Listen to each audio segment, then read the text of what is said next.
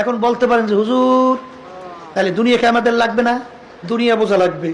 এই বোঝার জন্যই মাহফিলের ব্যবস্থা, কোনটা দুনিয়া আর কোনটা আখেরাত। শোনেন, ব্যবসা বাণিজ্য এটাও কিন্তু আখেরাত, কাজকর্ম চেয়ারম্যানগিরি মেম্বার এটাও কিন্তু আখেরাত।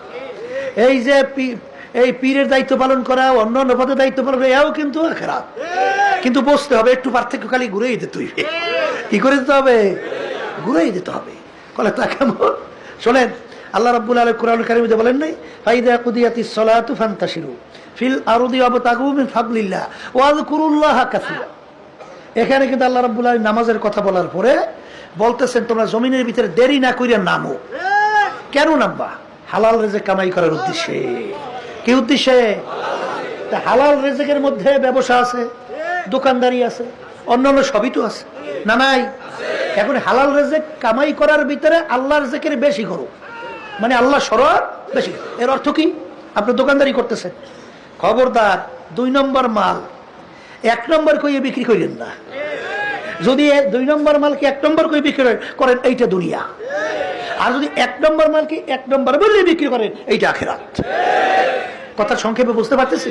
হ্যাঁ, এই দোকানদারি করতেছি, পালানিয়া ওজন দেই, খবরদার যদি ওজনে কম না দেই তাইলে এইটা হলো আখিরাত। আর যখনই ওজনে কম দেবেন, এইটা হলো দুনিয়া। কথা ঠিক? এই ব্যবসা বাণিজ্যের মধ্যে অনেক সময় ঘুষ দিয়েও ব্যবসা করতে হইবে। এত ঠেকলাম খেতে, রিজিকের জিম্মাদার কে?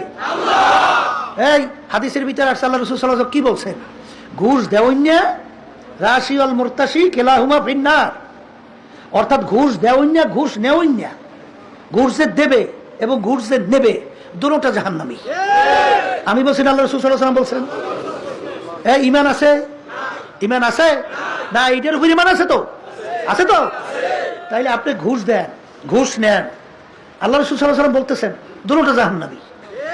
তাইলে এখানে আপনি ব্যবসা করবেন ঠিক, কিন্তু আপনার ব্যবসা 2 নম্বরে ধোঁকাবাজি করার জন্য আপনি ঘুষ দেবেন আর ঘুষ নেবেন। তবে কথা আছে, আপনার হক, এটা আমার পাওনা, এটা আমার অধিকার, কিন্তু জালেম ওখানে বসা আছে, জালেম আমার অধিকারকে দেয় না, সে আটকে রাখছে। তখন কুত্তারে গু দিছি। এখানে সোজা বাংলা কর, কারে গু দিছেন? কোন কুত্তারে গু? ওরা তো মানুষ না, ওরা তো কুত্তার চেয়েও খারাপ। কারণ ঘুষ সুদ খায় কি মানুষ না কুত্তা? তাইলে এই কুত্তারে গু দিছি আমার নিজের হক আদায় করার জন্য।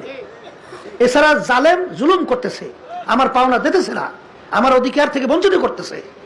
যেমন আপনি চাকরির ভিতরে ইন্টারভিউ দিচ্ছেন, সেখানে